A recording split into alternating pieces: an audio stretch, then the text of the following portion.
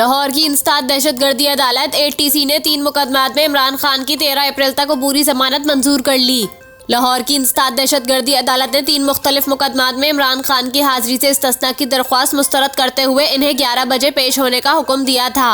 Imran Khan admit जज उभर गुल की अदालत में पेश हुए, जिसके बाद अदालत ने इनकी अबूरी जमानत मंजूर कर ली। इंसदाद दहशतगर्दी अदालत लाहौर में आज इमरान खान के वकला की जानिब से जमान पार्क में जलाओ घेराव, पुलिस पर तशद्दुद और जिल्ले शाह कत्ल केस में हाजिरी से इस्तिस्ना की दरख्वास्त दायर की गई थी।